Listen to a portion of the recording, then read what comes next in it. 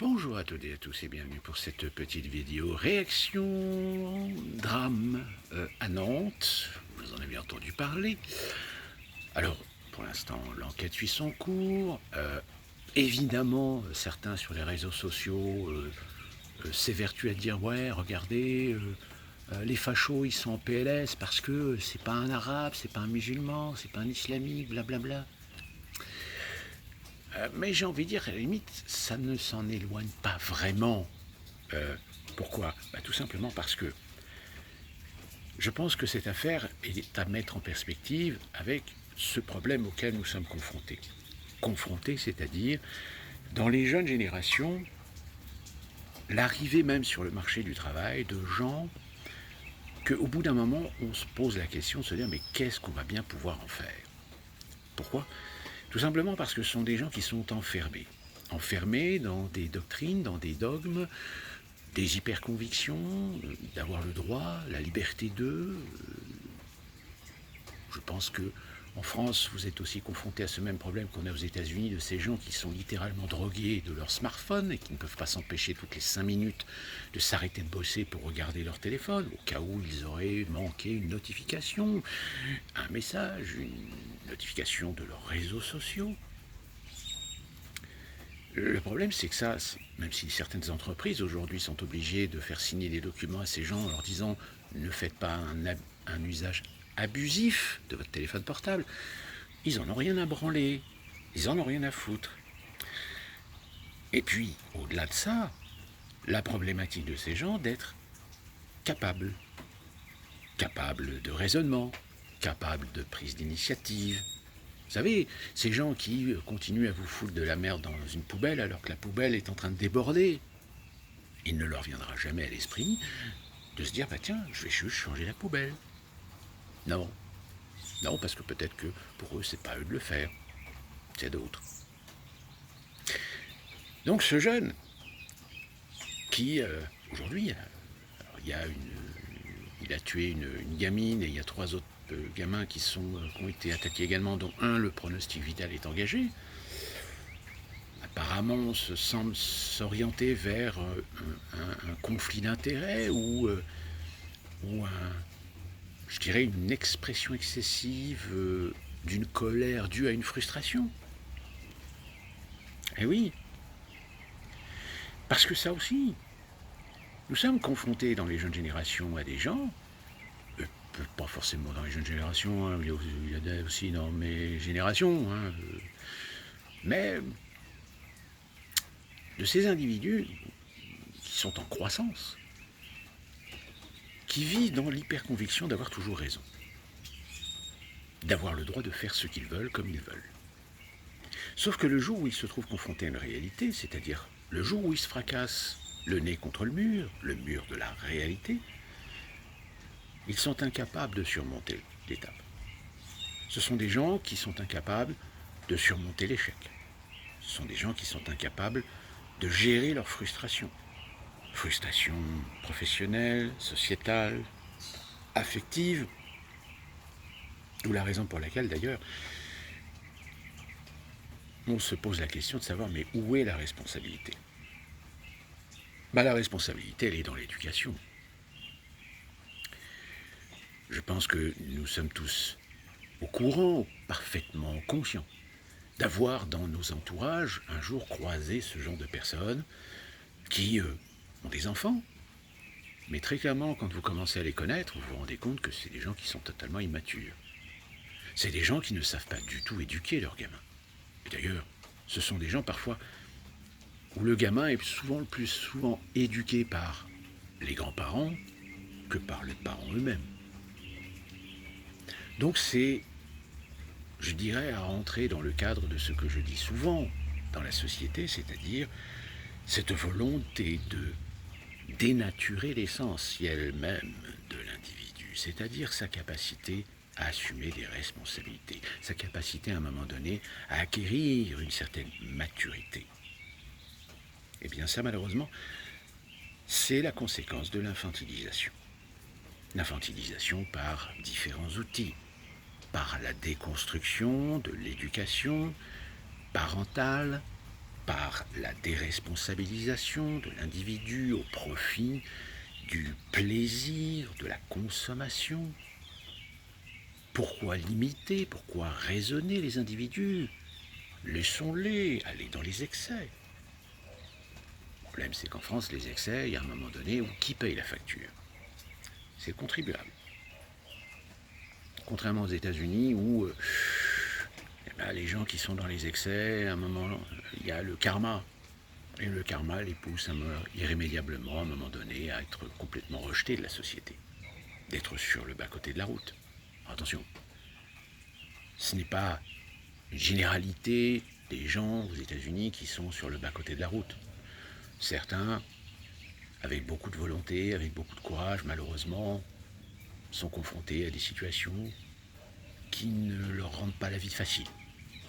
Je dirais même qu'il y a beaucoup de gens qui parfois font preuve de bien plus de courage que ceux qui ont la réussite sociale. Donc ce gamin, il a tué pourquoi? Sans doute parce qu'il n'a pas supporté.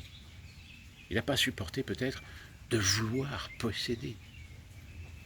Posséder une personne. Et c'est ce qu'on croise assez souvent d'ailleurs. Quand vous avez des hommes ou des femmes qui veulent absolument sortir, avoir une relation, être en couple, avec des gens qui, très clairement, n'ont pas envie d'être avec eux. J'ai connu ce genre de situation, pas personnellement, mais j'ai connu une personne qui, parce qu'elle avait jeté son dévolu sur un monsieur qui, physiquement, évidemment, était très notable, mais qui était très clairement quelqu'un d'immature. Immature en y étant totalement conscient. Raison pour laquelle il avait cet état d'esprit de ne pas vouloir s'engager dans une relation avec une femme parce que il savait que de toute façon, tôt ou tard, peut-être l'enfant s'imposerait et qu'il n'a pas envie d'avoir un enfant. Sauf que malheureusement pour lui, il a eu une relation avec cette personne que j'ai connue qui, elle, a bien pris conscience de ce qu'il était. Et à votre avis, qu'est-ce qu'elle a fait? Elle a essayé de le piéger en se laissant mettre enceinte. Alors, lui a assumé, il a reconnu l'enfant, mais il a très clairement dit à cette personne en disant, si tu croyais te faire mettre enceinte et avoir un enfant avec moi, te ferais en sorte de donner le droit de m'emprisonner, de m'enfermer. Non. Alors il a reconnu l'enfant, il en assume la responsabilité financièrement, mais par contre, avec la mère, il a dit maintenant, si tu veux, tu peux garder l'enfant, mais n'exige pas de moi qu'on vive en couple, qu'on soit ensemble. J'assumerai ma part des responsabilités vis-à-vis de l'enfant, mais... Et du coup, elle s'est fait avoir. Quand le gamin devient adolescent, comment lui expliquer qu'il n'a pas de père? Parce que, si, il a un père, mais le père ne vit pas comme une vie de parent, au pluriel.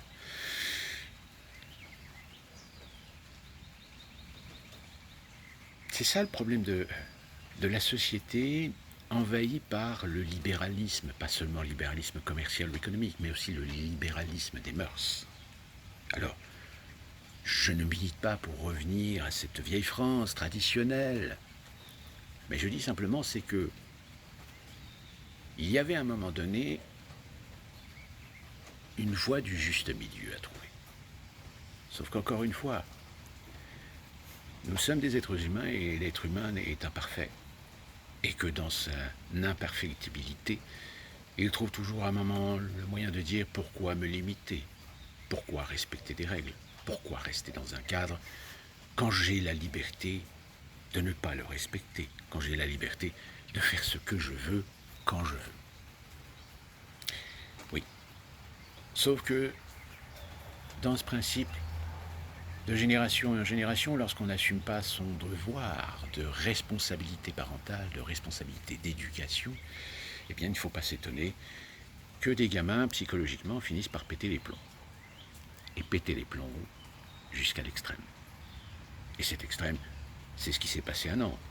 comme c'est ce qui se passe peut-être aussi dans l'islam, chez les musulmans, des gamins, parfois un peu en perdition, en quête d'identité, qui se rendent compte qu'ils vivent dans des familles avec une éducation qui ne correspond en rien à celle de la République, et qui, étant un peu perdus, sont très vite récupérés par des religieux qui leur montrent le bourrichon.